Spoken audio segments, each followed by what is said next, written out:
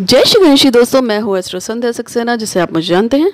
आज हम आपको जानते हैं रुद्र संहिता, जो भगवान शिव पुराण है, उनकी कथा चल रही है और उसका पहला अध्याय जो है हम स्टार्ट कर चुके हैं। उसी के आगे मैं बताने जा रही हूँ और इसकी बहुत ही महिमा है। जो भी इसको सुनते हैं और जो भी सुनाता है उस पर प्रभु की कृपा होती है। तो हे भगवान गणेश जी, मेरी वाणी में स्थापित होकर मुझ पे और मेरे सुनने वालों को कृपा करें। हम सभी के पूर्व जन्मों के और जन्म के सारे पापों का नाश हो। मेरे परिवार पे, मुझ पे और मेरे सुनने वाले जो भी श्रोतागण हैं उन पे कृपा कीजिए। सभी की मनोकामनाएं पूरी हो। इसके साथ मैं आपको सुनाने जा रही हूँ। पहले के अध्याय में मैंने आपको बताया था भगवान किस तरीके से भगवान है और उनकी महिमा को बताया था। अब हम जो आगे की बात करने जा रहे हैं वो है दूसरा अध्याय भगवान श्री नारद का। नारद जी तपस्या में विलीन होते हैं और नारद जी उसी जगह पे तपस्या कर रहे थे जहाँ पे भगवान शिव ने किसी समय में तपस्या की थी।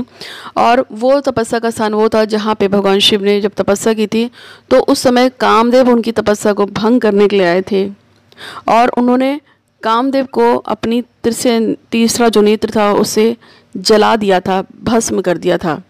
और फिर उन्हें पुनः रति के कहने पर, देवी रति के कहने पे, जो कामदेव की पत्नी है, उनके कहने पे भगवान ने पुनः जीवन दान दिया था कामदेव को। उसी जगह पर बैठ के जब नारद जी तपस्या कर रहे थे तो वो जो स्थान है जिसको कामदेव नहीं जीत सकते हैं, वहाँ पे जब नारद जी भी तपस्या कर रहे थे तो इंद्र को बहुत ही तकलीफ होती है, दिक्कत होती है, परेशानी महसूस होती है। वो सोचने लगते हैं कि आखिर ऐसा क्या बात है कि नारद इतनी तपस्या में विलीन है। कहीं ऐसा ना हो कि वो मेरा राज सिंहासन मांग ले, इंद्रलोक को मांग ले, देवलोक को मांग ले, राजा के पद को मांग ले। इससे वो भयभीत होकर जाते हैं कामदेव के पास और उनसे प्रार्थना करते हैं कि वो इन नारद की तपस्या को भंग करे। इंद्र के कहने पे जाते हैं कामदेव और नारद की तपस्या को भंग करने के लिए पूरी कोशिश करते हैं।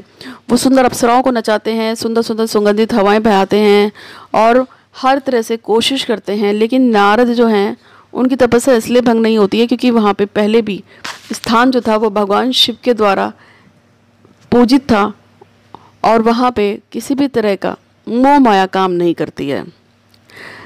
अतः इंद्र को बड़ी हैरानी होती है कि आखिर ऐसा क्या हो गया कि नारद पे कामदेव की जो शक्ति थी उसने भी काम नहीं किया।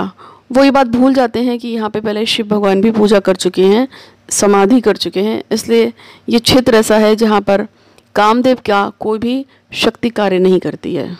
उन्हें लगा कि नारद सच में बहुत ही अच्छे एक देव हो गए हैं और उन्होंने उच्च पद को प्राप्त कर लिया है और उन्होंने कामदेव को भी जीत लिया है। अब इसी अभिमान के साथ जब नारद की तपस्या पूरी होती है और उन्हें पता चलता है कि कामदेव उनकी समाधि को तोड़ने आए थे लेकिन वो तोड़ नहीं पाए, तो उन्हें लगता है कि उन्होंने कामदेव पे विजय प्राप्त कर ली। इसी अहंकार में वो चले जाते हैं भगवान शिव के पास और कहते हैं कि देखो शिव जी महाराज, प्रभु मैंने कामदेव को जीत लिया है अपनी समाधि से, अब कामदेव मेरा कुछ नहीं बिगाड़ सकता। भगवान मुस्कुराते हैं और कहते हैं कि ठीक है, ये बात किसी को कहना नहीं, खासतौर पे विष्णु को तो कभी मत बताना। भगवान विष्णु को वो कहते हैं अच्छा ठीक है। उनको अहंकार हो जाता है। फिर वो जाते हैं ब्रह्मा जी के पास और उनको भी यही बात बोलते हैं। ब्रह्मा जी भी हंसने लगते हैं और उनसे कहते हैं कि ठीक है, ये बात किसी को नहीं बताना, खासतौर पे विष्णु जी को तो मत ही बताना। अब उनके मन में ये बात बैठ जाती है कि आखिर ऐसा क्या है कि सब कह रहे हैं कि सबको बताना लेकिन विष्णु जी को नहीं बताना।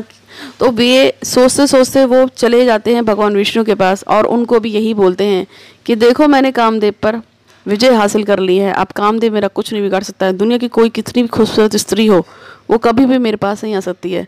तो विष्णु जी हंसने लगते हैं और कहते हैं कि हाँ प्रभु, आप तो हो ही हमसे महान, आपने समाधि ली, आपके ऊपर कामदेव भी जीत नहीं सके, तो आप पे कृपा है। और फिर वो सोचने लगे कि लगता है शंकर जी ने और भगवान ब्रह्मा जी ने इनका ये अहंकार तोड़ने के लिए ही मेरे पास भेजा है। इसलिए भगवान ने फौरन एक काम किया, उन्होंने एक ऐसे सुंदर नगर की स्थापना की योग माया के द्वारा, जहाँ के राजा का नाम था शील निधि और उनकी पत्नी थी, उनकी जो पुत्री थी बहुत ही खूबसूरत थी जिसका नाम था विश्व मोहिनी। विश्व मोहिनी सभी गुणों से युक्त थी और बहुत ही खूबसूरत थी। उसका स्वयंवर चल रहा था।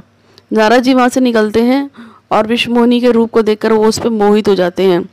अब वो भगवान जो है उनसे कहते हैं, विष्णु जी से प्रार्थना करते हैं कि मैंने विश्व मोहिनी को देखा है और वो मुझे बहुत अच्छी लगी और उसको मुझसे श्रेष्ठ कौन मिल जाएगा संसार में। अतः मेरी आपसे प्रार्थना है कि मेरी विश्वमोहिनी से विवाह करवा दीजिए। प्रभु मैं कल स्वयंवर में जाऊंगा तो आप मुझे अपना रूप यौवन दीजिए कि विश्वमोहिनी मुझे देखते ही मुझ पर मोहित हो जाए और मुझसे विवाह कर ले। भगवान विष्णु कहते हैं तथास्तु और कहते हैं कि ठीक है तुम तैयार हो जाओ। जब वो तैयार होने लगता है तो भगवान विष्णु ने उनको बहुत ही सुंदर देह प्रदान की, लेकिन उनका जो मुख था वो पूर्ण रूप से वानर का बना दिया। और ये मुख जो वानर का था ये सिर्फ विश्वमोहिनी ही देख सकती थी, कोई और नहीं देख सकता था, ऐसा बना दिया उनको, या कोई देवदूत देख सकते थे। तो जब स्वयंवर होता है तो राजकुमारी चलती है और वो सभी के पास से होके निकलती है। नारद जी बहुत खुश होते हैं, सोचते हैं कि मेरे पास विष्णु का रूप है तो ये मेरे से विवाह अवश्य करेगी। लेकिन वो वहाँ से निकलती है, क्रोध से भरकर हंसते हुए निकल जाती है। तो भगवान को नारद जो है वो हैरान हो जाते हैं कि ऐसा कैसे हो गया। तब वहाँ पे जो 2 शिवदूत आए थे वो कहते हैं कि अरे पहले अपनी शक्ल तो देखो, तुम्हारी शक्ल कैसी है, और हंसने लगते हैं। इसके बाद भगवान जो है नारद जो हैं वो सोच में पड़ जाते हैं कि आखिर मेरी शक्ल को ऐसा क्या हो गया। तो यहाँ पर ये जो दूसरा अध्याय था भगवान का शिव पुराण का, जो रुद्र संहिता प्रथम खंड का दूसरा अध्याय था, वो समाप्त हुआ है। तो फिर से प्रार्थना करूंगी कि सुनने वाले को और सुनाने वाले पे भगवान श्री गणपति महाराज की, भगवान शिव और उनके परिवार की, भगवान विष्णु की सबकी कृपा हो, धन लक्ष्मी आए, आप सबकी मनोकामना पूरी हो, मेरे और मेरे परिवार की मनोकामनाएं पूरी हो। उसके साथ ही जय गणेश जी।